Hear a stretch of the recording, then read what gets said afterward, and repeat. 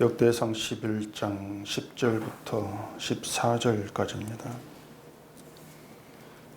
다윗에게 있는 용사의 우두머리는 이러하니라. 이 사람들이 온 이스라엘과 더불어 다윗을 힘껏 도와 나라를 얻게 하고 그를 세워 왕으로 삼았으니 이는 여호와께서 이스라엘에 대하여 이르신 말씀대로 함이었더라.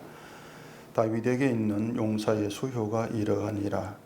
학몬 사람의 아들 야소부암은 30명의 우두머리라. 그가 창을 들어 한꺼번에 300명을 죽였고 그 다음은 아호와 사람 도도의 아들 엘르가살이니 세 용사 중 하나이라. 그가 바스다밈에서 다윗과 함께 있었더니 블레셋 사람들이 그곳에 모여와서 치니 거기에 보리가 많이 난 밭이 있더라. 백성들이 블레셋 사람들 앞에서 도망하되 그가 그 밭 가운데에 서서 그 밭을 보호하여 블레셋 사람들을 죽였으니 여호와께서 큰 구원으로 구원하심이었더라. 아멘. 기도하겠습니다. 하나님께서 여전히 살아 일하시는 세상 속에 저희가 붙들려 있습니다. 이 세상에서 우리의 뜻으로 되어지는 것은 없고 모든 것이 하나님 뜻대로 되어지고 있다는 뜻입니다. 오늘도 말씀 안에서 그 하나님 뜻이 무엇인지를 알게 하시옵시고 나의 뜻을 가지고 살아가는 것이 악한 것이며 오직 주의 뜻에 붙들려 살아가는 그것이 우리의 복이 된다는 그 기쁜 사실을 깨닫고 그것이 감사가 되는 이 시간 되게 하시옵소서. 예수님 이름으로 기도합니다. 아멘. 이 성경이라고 하는 것은 성경 전체를 가지고 해석을 이제 해야 하는 겁니다. 그게 뭔가 하면은 이 성경 전부는 오직 하나님의 그 뜻을 우리에게 나타내 보여주고 있죠. 그래서 하나님의 뜻이 무엇인지를 아는 가운데에서 그 뜻에서 이 성경을 해석하는 그것이 바른 것이고, 만약 하나님의 뜻을 우리가 무시한 채 성경 구절을 해석한다는 것은 허튼 짓이 되버릴 수밖에 없는 겁니다. 그래서 늘 우리는 성경을 펴서 볼 때마다 있어야 될 생각은 오늘도 하나님은 하나님의 뜻을 우리에게 나타내시고 그 뜻으로 우리를 이끌어 가시는 그 작업을 하신다. 그런 마음들이 되셔야 하는 겁니다. 성경이 이런 뜻이었구나 그렇게 알고 그치는 그런 것이 아니고 늘 이러한 뜻이 우리를 붙들어 이끌어가는 것, 그게 하나님이 일하심이고 또한 그것이 성령이 우리에게 오시는 이유다. 좀 그런 생각들이 있어져야 한다는 것이죠. 오늘 본문도 이제 그런 의미에서 우리가 좀 보셔야 되는데, 이 본문에는 이제 다윗의 용사에 대해서 이야기를 하고 있습니다. 10절에서는 다윗에게 있는 용사들이 이스라엘과 더불어서 다윗을 힘껏 도와 나라를 얻게 하고 왕으로 삼았다. 그렇게 얘기가 되어 있고, 11절에서는 야소부암이란 용사의 우두머리가 창을 들어서 한꺼번에 300명을 죽였다. 이렇게 이제 느닷없이 용사가 사람을 죽인 그런 이야기를 하고 있죠. 또 12절에서는 엘르가살이란 용사가 바스다밈이란 곳에서 밭을 빼앗으려고 하는 블레셋 사람을 죽여서 밭을 보호한 그런 내용이 들어 있습니다. 이런 내용을 우리가 이제 보게 되면 일단 이제 생각되는 것이 이 다윗이 전쟁에서 승리를 하고 잘 나가게 된 그 이유가 용사들이 많았기 때문이다. 그렇게 할 수가 있습니다. 하나님이 다윗을 전쟁에서 승리하게 하시려고 다윗을 도울 용사들을 많이 보내셨다. 그렇게 생각될 수가 있는 것이죠. 그래서 이제 그렇게만 이제 보게 되어지면 또 엉뚱한 소리가 나오는 겁니다. 하나님께서 교회를 돕기 위해서 용사와 같은 많은 일꾼을 보내주시고 그런 난데없는 얘기가 또 나와지는 것이죠. 그런 것들이 성경 전부 하나님의 뜻을 도외시한 채 인간의 이제 생각과 욕망을 끄집어내는 허튼 그런 해석도 아니죠. 그것은 그런 말에 지나지를 아니한다는 것입니다. 우리가 하나님의 도우심을 이제 되게 그런 의미로 많이 생각들을 합니다. 교회를 돕고 나를 도우는 것이 일꾼을 보내주시고 나를 도울 자를 보내주시고, 자 그렇게 우리가 이제 생각을 하게 되는 것이죠. TV에 그 돈줄 내려왔습니다. 그런 예능 프로그램이 있던데 이게 코로나를 겪으면서 나온 그런 말로 알고 있습니다.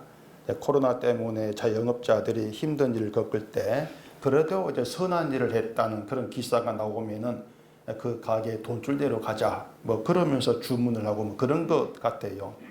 먼 지방에 있는 사람들은 결제만 하고 물품 받지 않는 그런 방식으로 돈줄을 낸다. 뭐 그렇게 얘기를 합니다. 기독교인들도 그렇습니다. 하나님의 도우심을 마치 돈줄을 내는 것처럼 그렇게 기대를 하는 면이 많이들 있죠, 사실은요. 그런데 하나님이 돈줄을 내는 방식으로 이제 도우시는 것이라면은 사람들을 많이 보내서 뭐 장사를 잘하게 하고 그런 것보다도 복권 하나면 간단해요. 복권 한 방으로 끝난단 말입니다. 마찬가지로 다윗을 도와서 전쟁에서 승리하게 하는 것이 하나님의 뜻이고 목적이라면은 많든 적든 용사들을 다윗에게 보내어서 승리하게 하는 그것보다도 하나님이 다윗 주변에 이방 나라들을 그냥 정리해 버리는 것이 간단하고 명료한 그런 하나님의 도우심, 이렇게 결론을 내릴 수가 있단 말이죠. 그런데 굳이 다윗 옆에 많은 용사들을 있게 위해서 전쟁에 승리하게 하는 그런 방식으로 돕는 하나님 일을 해나가신 그 이유가 뭐냐는 것입니다. 어쨌든 승리를 한다 할지라도 전쟁을 하는 것은 편하지가 않습니다. 비록 이긴다 할지라도 전쟁을 하는 일은 피곤하고 힘들고 그런 일이거든요. 그래서 전쟁을 해서 이기는 그것보다도 전쟁을 하지 않고도 내 땅을 지키고 또 다른 이방인 땅도 차지해 버리고 이런 방식이 다윗 입장에서도 이스라엘 입장에서도 좋다, 이렇게 얘기할 수가 있다고 하는 것이죠. 오늘 본문도 이제 걸어가는데 13절을 봐보십시다. 그가 바스다밈에서 다윗과 함께 있었더니 블레셋 사람들이 그곳에 모여와서 치니 거기에 보리가 많이 난 밭이 있더라. 백성들이 블레셋 사람들 앞에서 도망하되 그가 그 밭 가운데에 서서 그 밭을 보호하여 블레셋 사람들을 죽였으니 여호와께서 큰 구원으로 구원하심이었더라. 자, 용사 엘르가살이 이야기입니다. 용사 엘르가살이 이제 바스담밈에서 다윗과 함께 있는데 블레셋 사람들이 모여와서 자기들을 친다는 것이죠. 이유는 거기에 보리가 많이 난 밭이 있었는데 그 밭을 빼앗으려고 친 것으로 그렇게 볼 수가 있는 것이죠.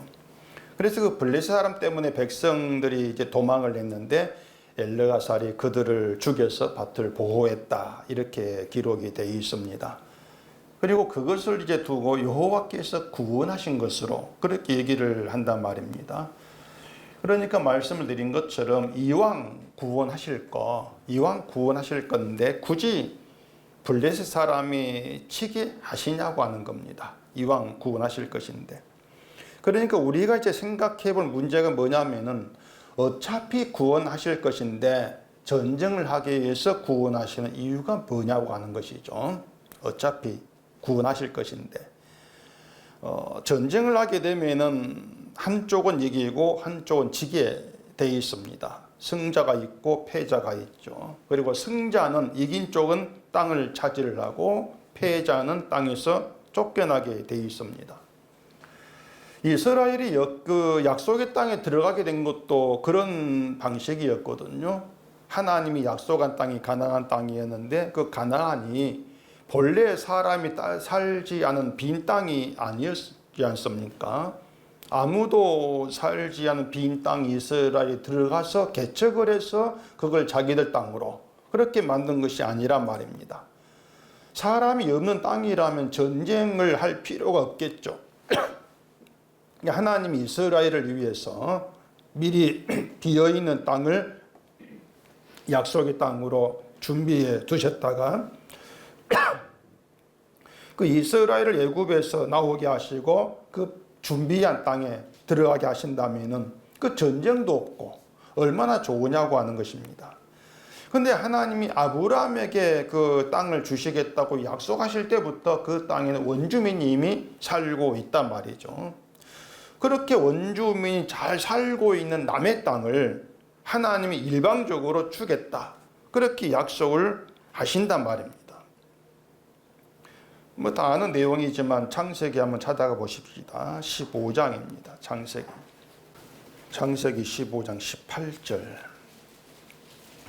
그날에 여호와께서 아브람과 더불어 언약을 세워 이루시되 내가 이 땅을 애굽 강에서부터 그 큰 강 유브라데까지 내 자손에게 주노니 곧 겐 족속과 그니스 족속과 간몬 족속과 헷 족속과 브리스 족속과 르바 족속과 아무리 족속과 가나안 족속과 기르가스 족속과 여부스 족속의 땅이니라 하셨더라. 우리가 이런 내용을 이제 별 생각 없이 그냥 보게 된단 말입니다. 자, 아브라함은 하나님을 믿는 사람이고 이방 민족은 하나님을 믿지 않고 있으니까 하나님을 믿는 아브라함을 위해서 얼마든지 저 악한 이방 민족의 땅을 빼앗아 줄 수도 있다. 우리 그렇게 그걸 당연한 것으로 생각을 한단 말입니다. 또 하나님이 세상을 창조하셨는데, 그래 하나님이 주인인데 주인이 마음대로 그 땅을 주겠다는데 누가 뭘 할 수 있겠는가? 그렇게도 생각해 볼 수가 있겠죠. 자, 그럼 만약에 하나님이 지금 여러분에게 있는 것을 빼앗아서 다른 사람에게 주신다, 그래도 당연하게 받겠냐고 하는 겁니다. 여러분의 집과 돈을 빼앗아서 신목사에게 준다. 아이고 맞습니다. 그럴 사람 있겠습니까? 우리가 잘 아는 말이 그거예요. 나의 모든 것은 하나님의 것입니다. 내 집도 내 땅도 내 돈도 하나님이 준 하나님의 것입니다. 이렇게 말하죠. 그럼 정말 그렇게 우리가 생각을 하고 믿고 있냐고 하는 겁니다. 그게 믿음이라면은 주인인 하나님이 내 땅, 내 집, 내게 있는 모든 것을 나보다 믿음 좋은 다른 사람에게 주겠다 하신다면 예 알겠습니다. 마땅합니다. 맞습니다. 이렇게 해야 된단 말이죠. 우리 그렇게 못하지 않습니까? 절대 할 수가 없는 거예요. 아마 하나님께 실제로 내 걸 빼앗아서 다른 사람이 준다면 아니 하나님 조폭입니까? 이건 내가 평생 이력에서 내가 내 것인데 누구 맘대로 내가 허락당 받고 누가 줍니까? 우린 그럴 사람들이에요. 가나안 땅에 있는 사람들 입장도 다르지 않단 말입니다.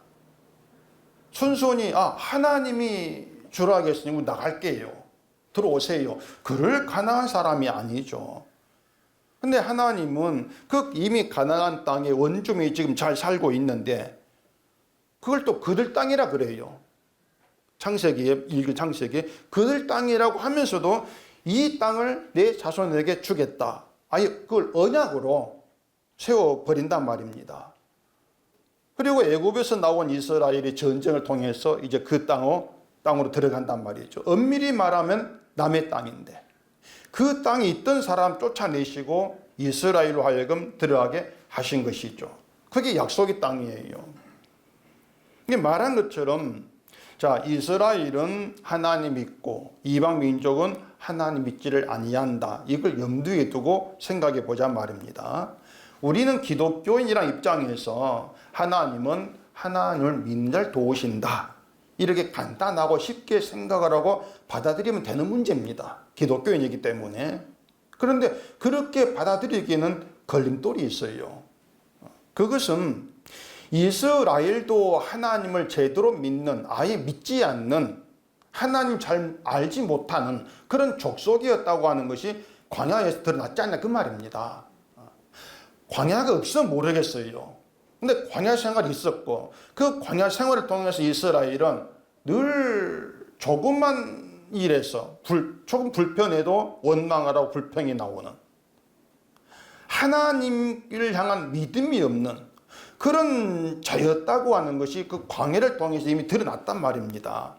이스라엘이 조상 때부터 하나님을 믿어왔던 섬겨왔던지 간에 그들 속마음이나 그들 하는 짓거리들은 이방 민족과 하등에 다를 바가 없더라. 그게 광야 생활의 증거예요. 그러니까 그런 그들에게 단지 이스라엘이야? 조상 때부터 하나님 믿어왔어. 단지 그런 이유만으로 가나안 땅을 주신다. 이건 안 맞죠. 그건 하나님의 어떤 그 정당한 일이라고 할 수가 없단 말이에요. 만약 그렇게 본다면 그것은 하나님이 일방적으로 이스라엘 편을 들고 있다는 것과 같은 것이고, 결국 이스라엘 민족의 하나님, 이러한 의미가 돼버린단 말입니다. 또 설령 하나님이 그런 분이라면, 일방적으로 하나님을 밀어주고 이스라엘 민족의 하나님이라면 계속해서 끝까지 일방적으로 이스라엘 편을 들어주셔야 돼요. 계속해서. 광야에서 범죄해도 가나안 땅에 들어가게 하셨으니까 아무리 범죄해도 계속해서 용서하고 넘어가시고 그래야 된단 말입니다. 그런데 그렇지를 않지 않습니까? 바벨론에 사로잡혀 가게 하신 거 이유가 범죄했기 때문이에요. 그 전에도 수많은 역사들 속에서 하나님 이스라엘의 범죄를 심판하시는 얘기 굉장히 많이 있습니다. 결국에 그 역사적 사실을 놓고 본다 할지라도 하나님이 하신 일은 앞뒤가 안 맞아요. 어쩔 때는 범죄하고 믿음도 온 이스라엘을 약속의 땅에 막 집어넣으셨다가 어쩔 때는 망하게 하고 다른 나라 포로 잡혀가게 하고 앞뒤가 안 맞아요. 하나님이 이스라엘 편을 든다 그렇게 말할 수도 없고 이스라엘 편을 들지 아니한다 이렇게 말할 수도 없고 참 애매한 그게 성경 내용이란 말입니다. 마치 막 이랬다 저랬다 마음 바뀌고 변덕 부리는 것처럼 그렇게 이 내용들이 다가올 수가 있는 거예요. 지난주 설교 제목이 다윗성이었지 않습니까? 다윗이 예루살렘 성을 빼앗고 다윗성이라 이렇게 이제 이름이 있는데 그때만 해도 예루살렘의 다른 이름이 여부스라고 했습니다. 여부스 사람이 거주하고 있었기 때문에 여부스 땅 이렇게 불렸는데 그 땅을 다윗이 빼앗은 거예요. 여부스 땅을. 5절 보면은 여부스 사람들이 자기 땅을 빼앗으러 다윗에게 네가 이리로 들어오지 못하리라 이렇게 이제 한단 말입니다. 그러니까 자기들이 있는 땅을 지금 빼앗겠다는데 그걸 순순히 내줄 리가 없어요.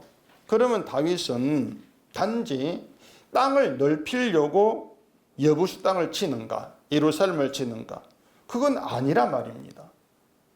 거기에도 이유가 있거든요. 그 3절에 보시면은 이스라엘의 모든 장로가 헤브론으로 가서 다윗을 이스라엘의 왕으로 이제 삼았습니다.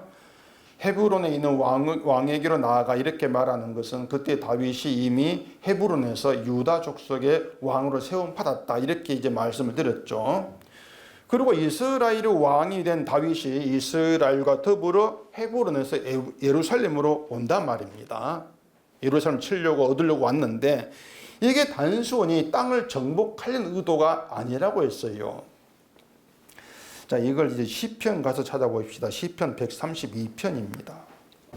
시편 132편 11절. 여호와께서 다윗에게 성실히 맹세하셨으니 변하지 아니하실지라 이르시기를 내 몸의 소생을 내 왕위에 둘지라 내 자손이 내 언약과 그들에게 교훈하는 내 증거를 지킬진대 그들의 후손도 영원히 내 왕위에 앉으리라 하셨도다. 여호와께서 시온을 택하시고 자기 거처를 삼고자 하여 이르시기를 이는 내가 영원히 쉴 곳이라 내가 여기 거주할 것은 이를 원하였음이로다. 자, 이런 내용입니다.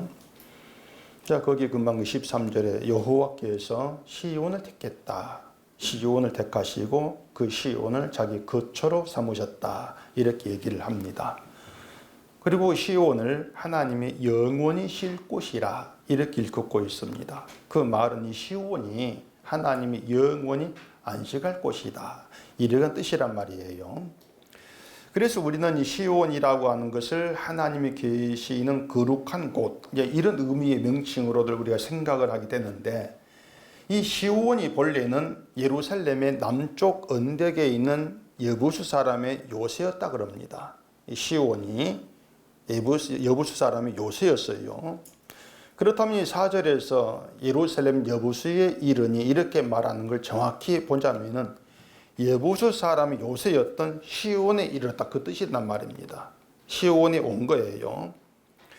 여부수가 시온이란 요새에서 네가 이리로 들어오지 못한다 그렇게 조롱을 한 것이란 말입니다.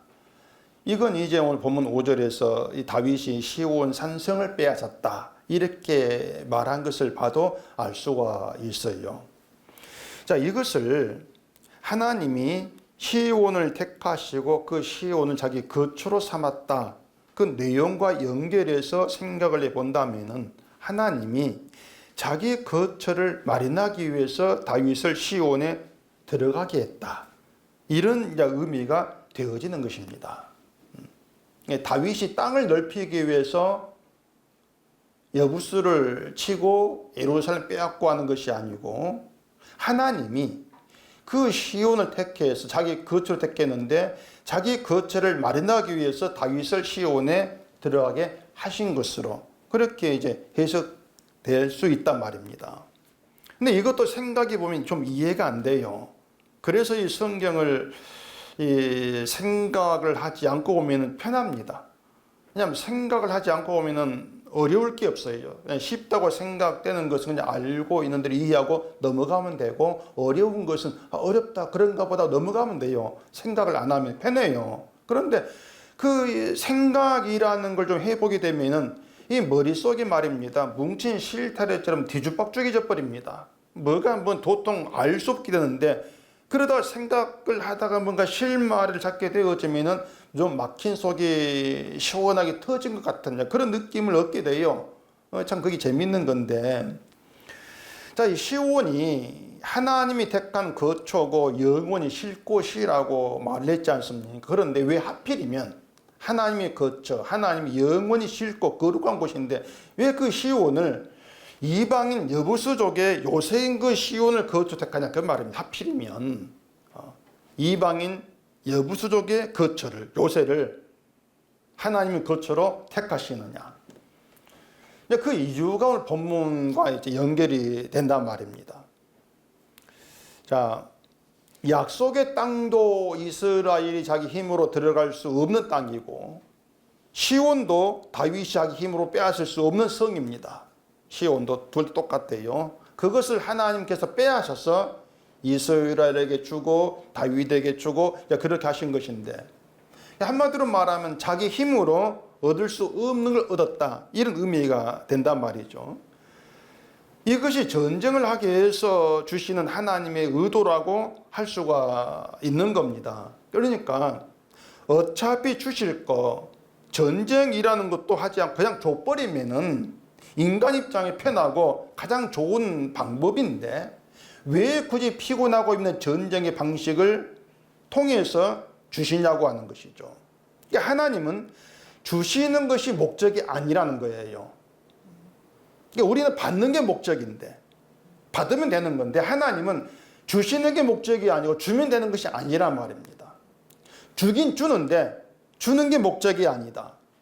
하나님은 주시고 우리가 받는 거 이걸 통해서 한 가지 사실을 이스라엘에게 남겨놓으시는 것이에요. 새겨 놓겠다 그 말입니다. 그게 뭐냐면 자 받았지 그건 너희 힘으로 얻은 것이 아니다.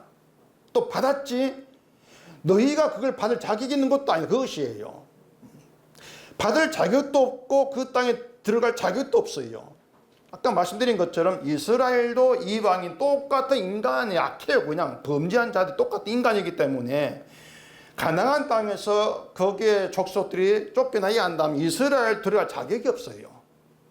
그렇게 자격 없는 자를 그 땅에 들어가게 했어.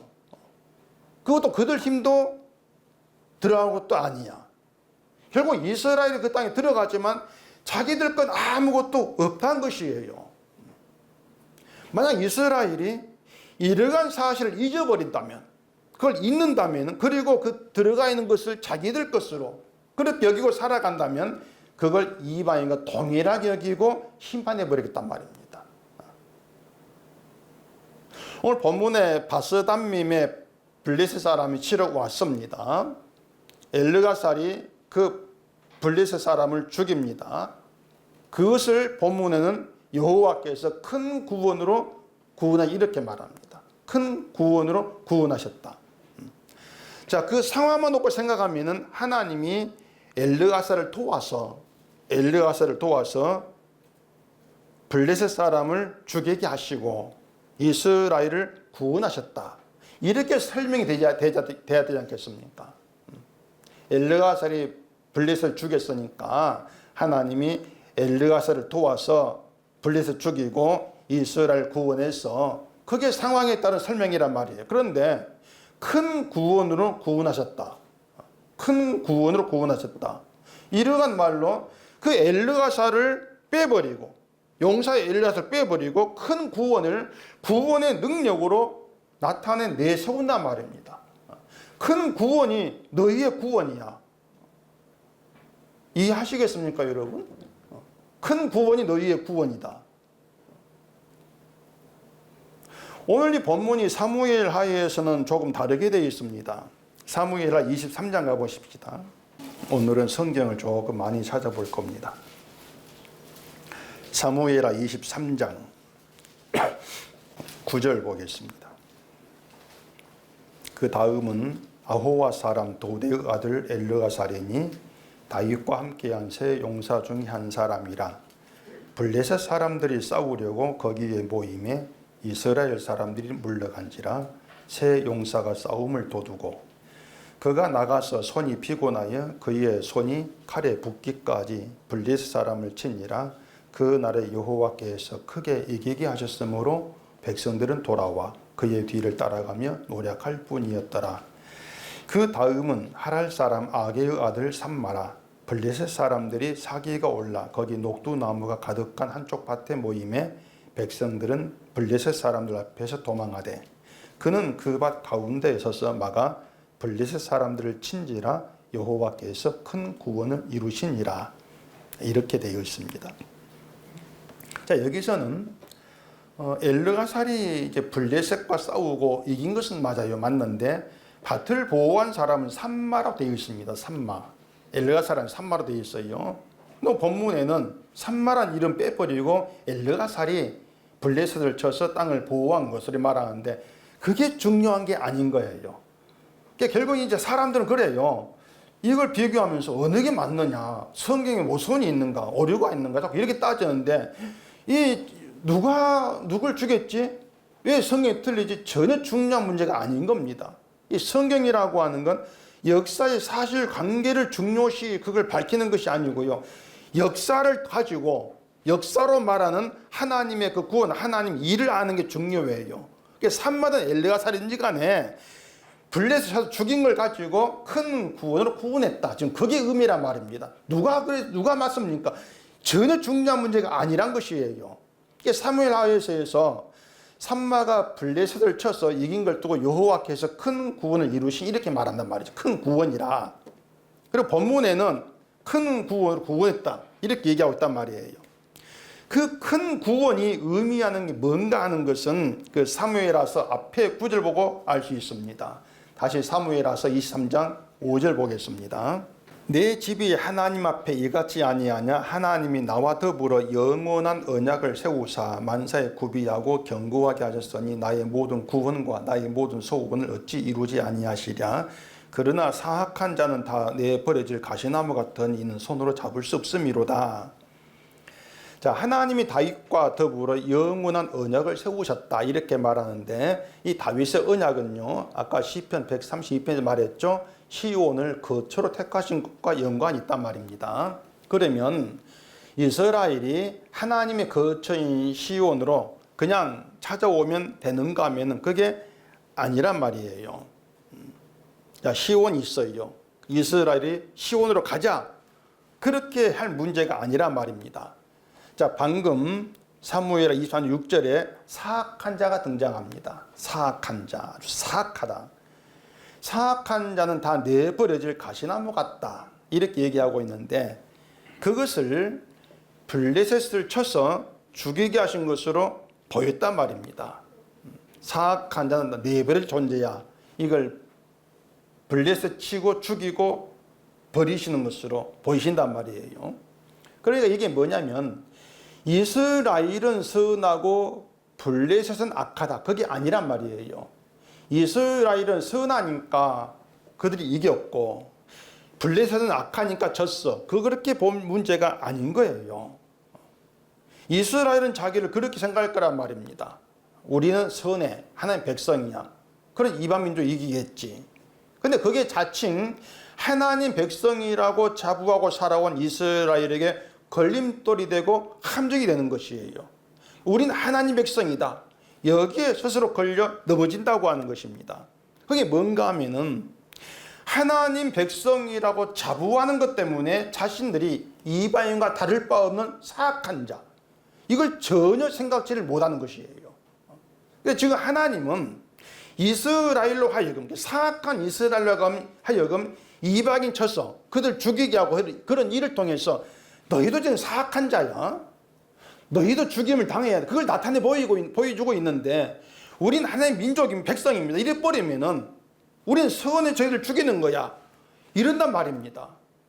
그러니까 그런 마음으로 그런 그 속성을 가지고 시온에 나온다? 그건 아니라는 것이에요. 자기가 사악하다는 걸 모른 채 하나님이 계신 곳에 갑시다. 이래 버리면은 결국 나는 하나님 믿는다. 이것만 남아요. 내가 믿음으로 하나님께 나아갔습니다. 이것만 남단 말입니다. 그렇게 자기 믿음만 있기 때문에 하나님 복 주세요. 이렇게 나오는 것이죠. 기독교인들이 하나님께 나와서 자꾸 복 달라, 은혜 달라 이렇게 나오는 것이 뭐냐면 자기가 사악한 존재라고 안 보기 때문에 그래요. 아예 생각지도 안 하죠. 설마 내가 사악한 자는 아니야. 내 쪽에 끊어버리는 거죠. 그러면서 믿는 자로 나오기 때문에 믿는 자라고 하는 걸 내세운 복 달라 이렇게 나온단 말입니다. 그러니까 잘 믿으니까 복 주세요. 이것이 이방인이 신을 섬기는 것과 똑같은 생각이고 방식이란 말이에요. 결국 이방인 방식으로 하나님을 자꾸 부르는 그런 결과가 되죠. 그걸 두고 내버려질 가시나무, 사악한 자 이렇게 얘기한단 말이죠. 인간치고 사악한 자 해당하지 않는 자가 없습니다. 저도 사악하고요. 자꾸 사악하다 하니까 느낌이 막 좀, 우린 보통 사악하다 그러면 사람 몇 명 죽이고 막 어떤 막 그래야 뭔가 저건 사악해 이렇게 하고 조금 덜하면 조금 악해, 조금 덜하면 저건 나빠, 조금 덜하면 저건 사람이 안 좋아 이렇게 자꾸 낮추지 않습니까? 근데 하나님께 인간은 대해서는 그냥 사악한 거예요. 그냥 이건 너 사람 죽였어 안 죽여 이런 문제가 아니란 말입니다.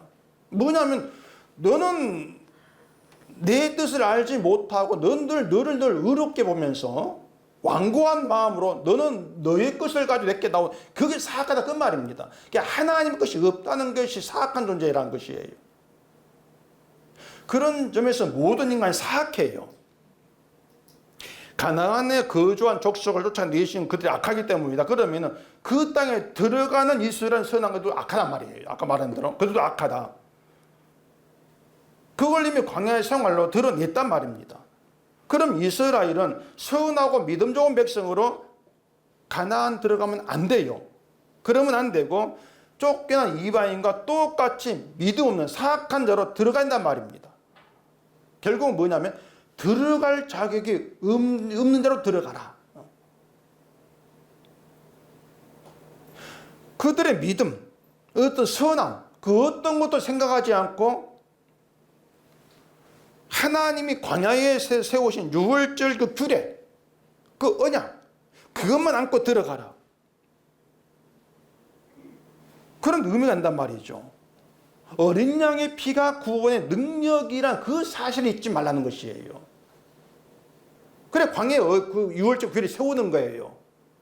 어린 양의 피가 너를 들어가고 하는 능력이지 너의 선, 너의 믿음 능력이 아니다. 이걸 알게 한단 말입니다.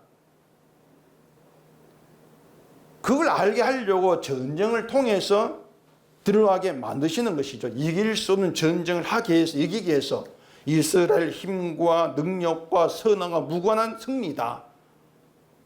이걸 보게 하신단 말입니다. 구원의 능력은 여호와께 있다고 하는 것이죠.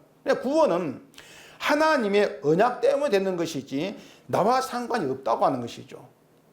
그런 점에서 하나님이 언약을 이루고 내시는 것이 큰 구원이에요. 그게 아까 사무엘하서 내용이죠. 큰 구원. 하나님 언약을 이루고 내시는 것이지 이스라엘을 잘 봐줬어. 그들 때문에 구원하시고 이기게 하시고 그게 아니라는 것입니다. 결국 언약을 이루시는 큰 구원이 우리의 구원의 능력이란 말이죠. 그런 점에서 큰 구원이 이렇게 말하고 있는 것이에요. 큰 구원을 구원하셨다. 큰 구원으로. 때문에 그 구원에 있어서만큼은 인간 늘 좀 빠져야 된단 말입니다. 자, 다시 히브리서 2장을 가보십시다. 히브리서 2장 2절입니다. 천사들을 통하여 하신 말씀이 견고하게 되어 모든 범죄함과 순종하지 아니함이 공정한 보응을 받았거든 우리가 이같이 큰 구원을 등한히 여기면 어찌 그 보응을 피하리요. 이 구원은 처음에 주로 말씀하신 바요 들은 자들이 우리에게 확증한 바니 하나님도 표적들과 기사들과 여러 가지 능력과 및 자기의 뜻에 따라 성령이 나누어 주신 것으로서 그들과 함께 증언하셨느니라.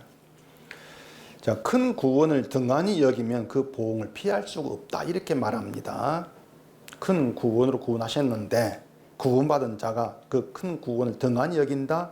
보응을 못 피한다. 보응을 피할 수 없다는 건 저주를 받고 심판받는다. 그 뜻이지 않겠습니까? 그만큼 하나님은요.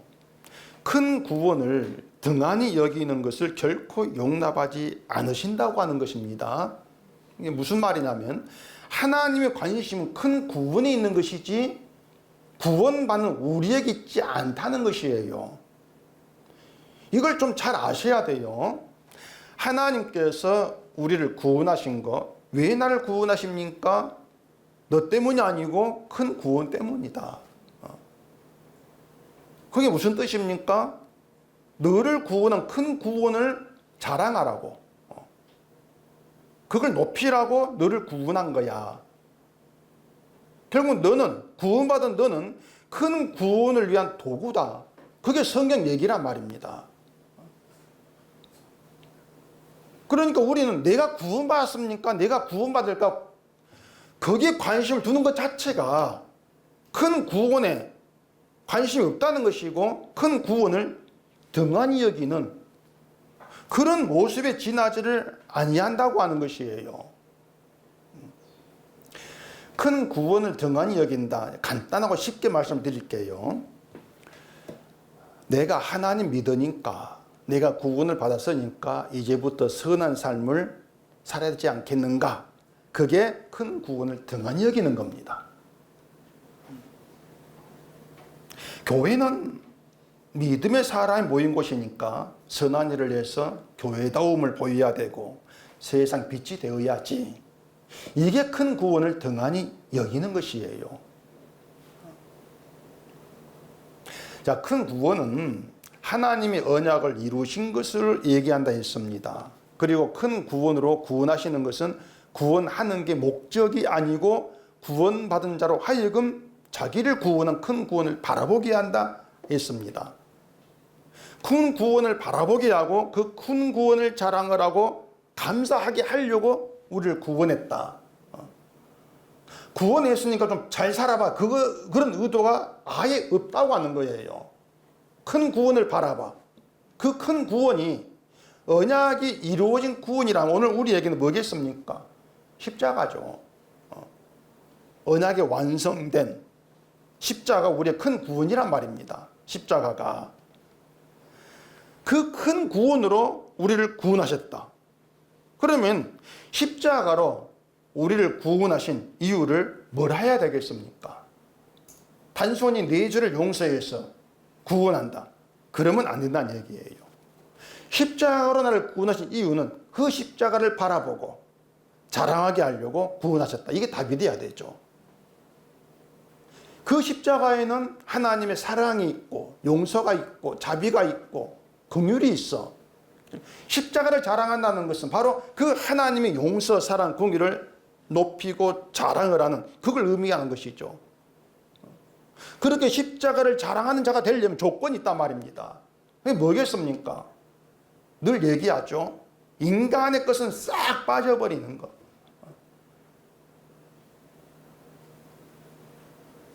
완전히 빠져버려야 돼요.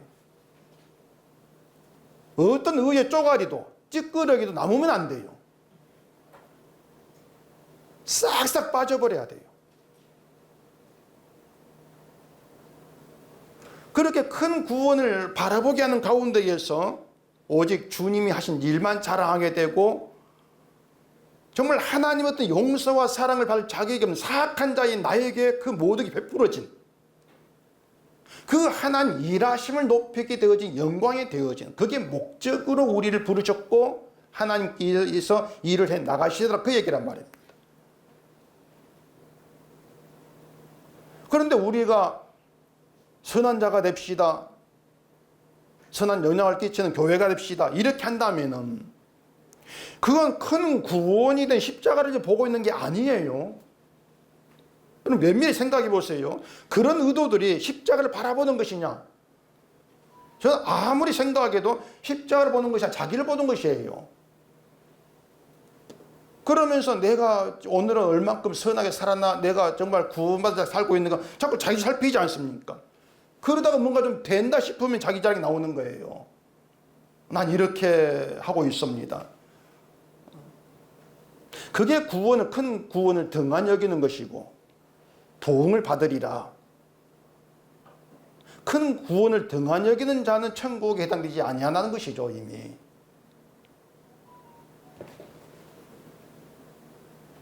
시온이 블레셋 요새라 그랬습니다. 사악한 자들의 거주지예요. 그렇게 사악한 자들이 요새 그 거주지를 하나님이 영원한 거주 택하시고 삼으신 이유,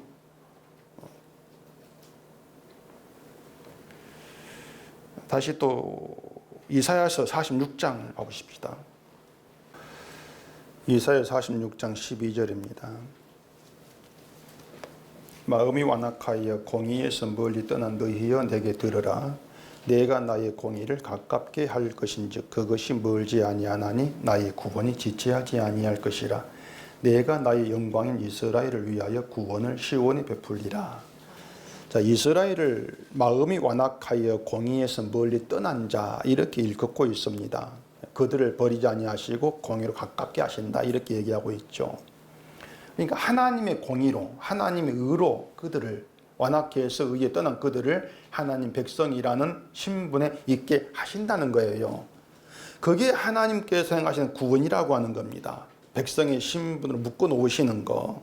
다시 말해서 하나님의 공의가 되시는 예수의 피로 마음이 완악하고 이미 공의에서 멀리 떠난 우리를 성도의 신분에 묶어 놓으시는 거. 단단히 묶어 놓으시는 이것이 하나님께서 행하신 구원이라고 하는 것입니다.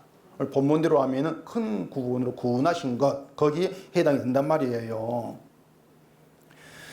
여기서 우리가 멈춰서 생각할 게 있습니다. 성도의 신분에 있게 하신 것이 하나님의 구원이다. 이렇게 하면은 내가 성도 된 게 구원받은 것이구나, 됐다. 그러면서 아까 얘기한 대로 성도로서의 이후의 삶을 생각할 위험이 있단 말입니다. 아주 위험한 거예요, 그것이. 성도 되었으니까 성도답게 살아야지. 아주 위험한 생각입니다. 그게 사탄의 생각이에요. 자, 성도는 창세 전에 구원하기로 하나님 작정한 사람입니다. 작정했어요. 작정했다는 것을 끝까지 사랑하심으로 구원하신다. 그 의미한단 말입니다. 작정은 포기된 것도 없고 끊어진 것도 없어요. 창세 전부터 예수 안에서 구원 얻을 자로 작정하신 것인데 그것은 우리의 구원이 되는 예수님의 십자가를 바라보고 십자가 감사가 되기 위해서 영광을 받으실 도구로 작정했다는 것이에요. 천국 보낼 자로 작정했다. 물론 천국 가겠죠. 근데 천국 보낼 자로 천국을 목적으로 작정한 것이 아니고 그 십자가 감사가 되기 위한 도구로 작정을 해 놨다 그 말입니다. 그러니 그 도구로 만들려고 끝까지 버리지를 않으신다는 것이죠. 그런데 그 도구가 내 행함을 생각한다? 그게 불법이라는 얘기죠. 내 행함을 생각한다? 그게 하나님의 뜻에 멀어지는 것이고, 의에서 멀어지는 것이고, 완악한 것이고, 그렇게 성경에서 우리를 해석이 돼야 돼요. 행함을 생각하는 게 바른 게 아니란 말입니다. 그게 성도다운 것이 아니에요. 자, 다시 또 로마서 9장을 가보십시다. 로마서 9장 30절입니다. 그런즉 우리가 무슨 말을 하리요? 의를 따르지 아니한 이방인들이 의를 얻었으니 곧 믿음에서 난 의요. 의의 법을 따라간 이스라엘은 율법에 이르지 못하였으니 어찌 그러하냐? 이는 그들이 믿음을 의지하지 않고 행위를 의지함이라 부딪힐 돌에 부딪혔느니라. 기록된 바 보라, 내가 걸림돌과 거치는 바위를 시온에 두노니 그를 믿는 자는 부끄러움을 당하지 아니하리라 함과 같으니라. 자, 거기 이스라엘이 율법에 이르지 못하였다 이렇게 말합니다.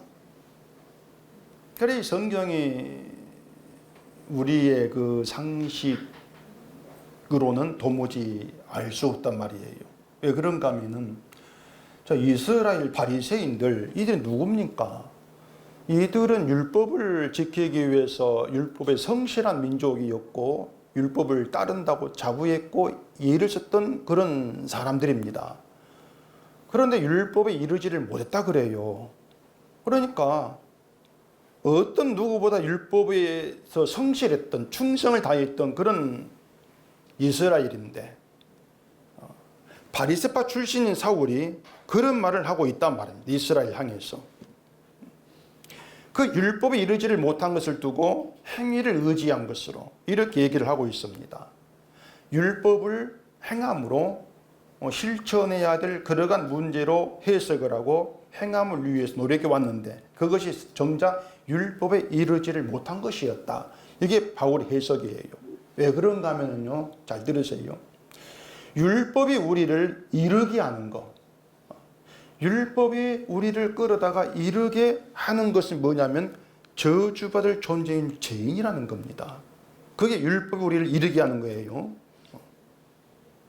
교인들이요, 말씀대로 살아보겠다고 이렇게 저렇게 열심을 다 내고 열심껏 뭔가 하고 있지만은 결국은 행함이라고 하는 방식으로 하는 것밖에 없어요.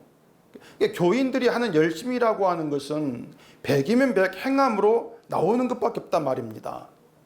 말씀대로 살겠습니다. 그래 놓고 행함 빼버리면 할 게 없어요. 그렇지 않습니까? 행함 빼고나 뭘 할 게 있겠습니까? 그래서 당황하고 헷갈려 하는 거예요. 그런데 행함을 집어넣으면은 성도의 삶이 분명해지는 것 같고 뭔가 눈에 보이는 것 같고 또 그게 길은 것처럼 생각된단 말입니다. 행함 몇 가지 집어넣어버리면 내가 성도로 살고 있고 믿고 있고 확 다가오지 않습니까? 그게 행함을 의지하고 있는 거예요. 그것이. 십자가 예수를 의지한다 하면서 그게 아니에요. 실제로 행함을 의지해요.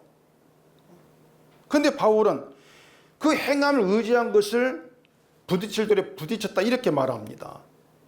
행함을 의지하기 때문에 내가 악한 죄인인 것을 보지를 못하는 것이죠. 결국은 사람들이 기독교인들이 자기가 신자로 성도로 살아보겠다고 나름 행한다고 하는데 그게 오히려 넘어지는 꼴이라 그 말입니다. 넘어지는 것인데 정작 본인은 바르게 한다 착각을 하죠. 넘어지는 걸 모른단 말이에요. 이건 뭐냐면 넘어지지 말라는 게 아니고 부딪히지 말라는 게 아니고 우리는 부딪히고 넘어진 존재이기 때문에 십자가 그렇게 우리의 거친 돌이기 때문에 내가 넘어진다는 걸 알라 그 말이에요. 그것이 그 차이란 말입니다.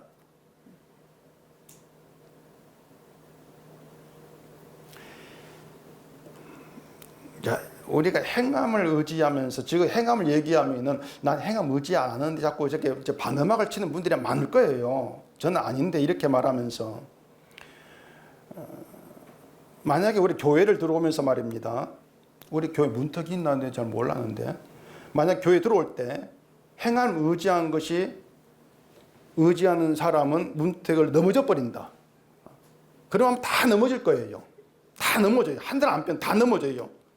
그렇게 되어 있으면은 내가 행함 의지하구나 이렇게 알아챌 수가 있는데 멀쩡하단 말이에요. 행함을 의지하는데도 불구하고 설교 들어도 멀쩡하고 나가도 멀쩡하고 다 멀쩡해요. 그래 내가 행함을 의지한다는 것을 눈치를 못 채는 거예요. 자각을 못 해요.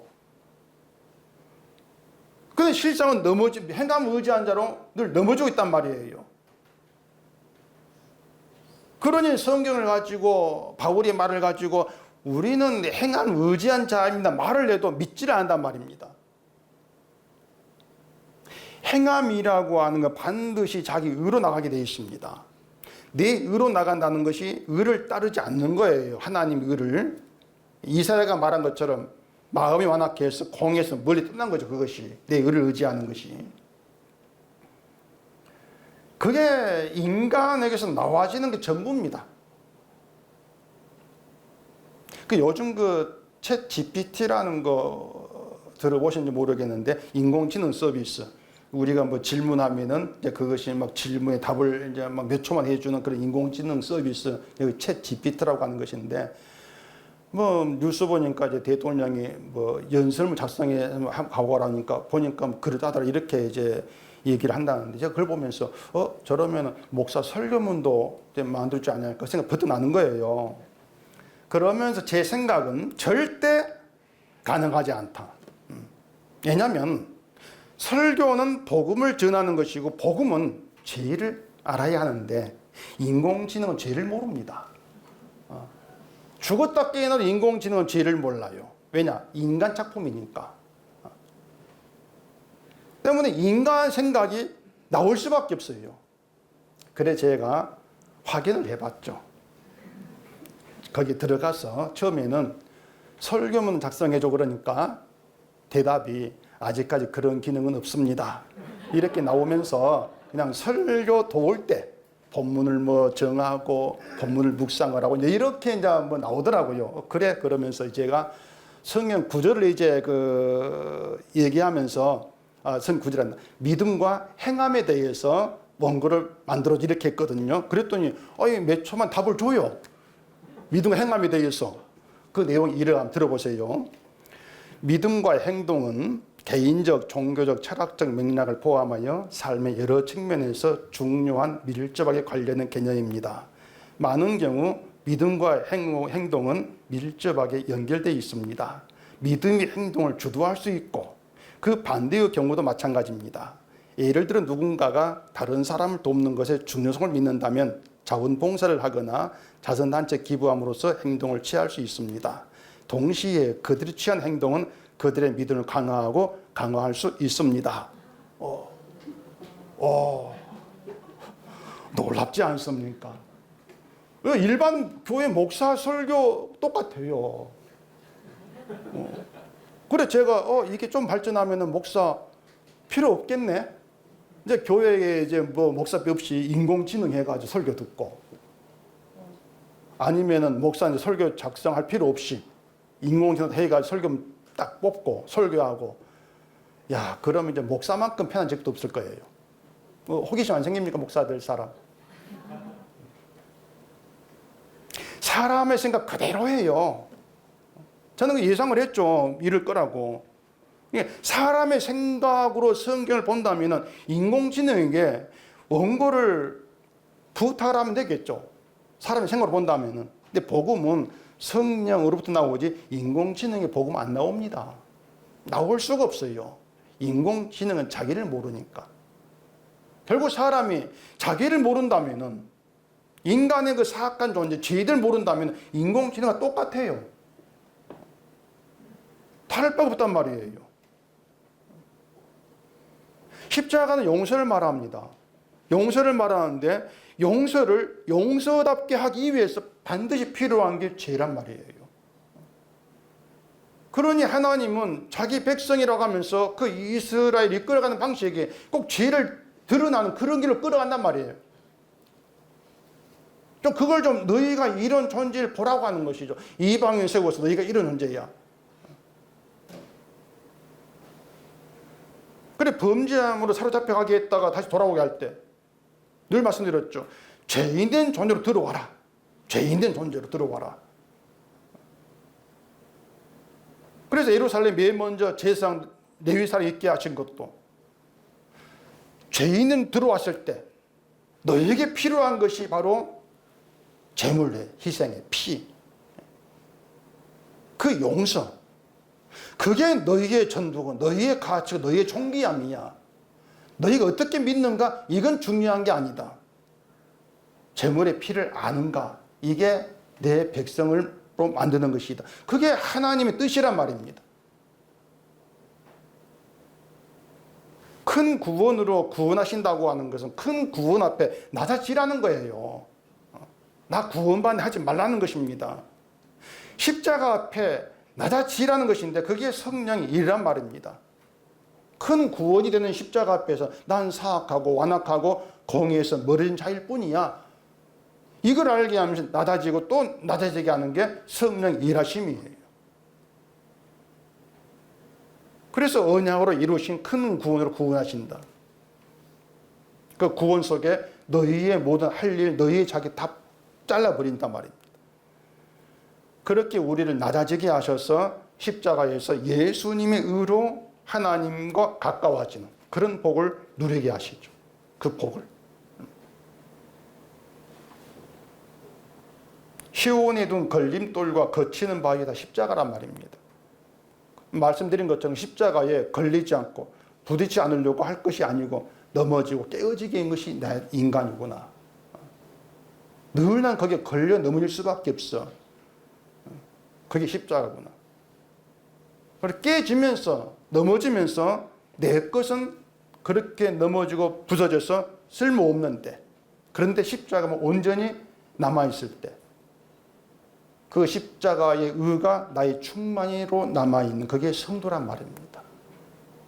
그렇게 만들어서 십자가만 자랑해라. 그게 하나님 뜻이에요. 창세기부터 요한계시록까지 생생히 살아있는 하나님의 뜻. 그 뜻 안에서 하나님이 일하신 우리가 생각해 찾아간다면은 이스라엘 향한 일이나 블레셋 죽이고 뭐 땅을 보호한다는 이런 모든 말씀들 4개가 왜 이런 내용이 있는지 우리는 알게 되어지는 것이죠. 그런 하나님의 뜻 안에서 성경은 사실은 어렵지가 않습니다. 늘 우리의 생각 부딪히니 어렵다고 하는 것이죠. 그래서 늘 십자가를 바라보게 하고 십자가만 자랑하게 하겠다는 그 뜻 안에서 정말 나의 모든 것이 늘 좀 부서지고 깨어지는 그런 가운데에 오직 큰 구원인 온전한 십자가만 여러분 심령에 좀 살아있기를 바랍니다. 기도하겠습니다. 우리 아버지 하나님 은혜와 사랑을 감사합니다. 나의 나됨을 알지 못하고 인간됨을 잊어버린 채 예수를 말하고 십자가를 말합니다. 오늘 이 말씀도 우리에게 크나큰 경종으로 남게 하시고 경계가 되게 하시고 외침이 되게 하셔서 늘 주 앞에 나올 때 내가 누구인가를 돌아보게 하시고 그런 가운데에서 큰 구원이 되신 그 구원으로 나를 구원하신 주의 십자가 의만 자랑이 될 수 있는 그런 도구로 사용되기를 원하는 저희가 되게 하시옵소서. 예수님 이름으로 기도합니다. 아멘.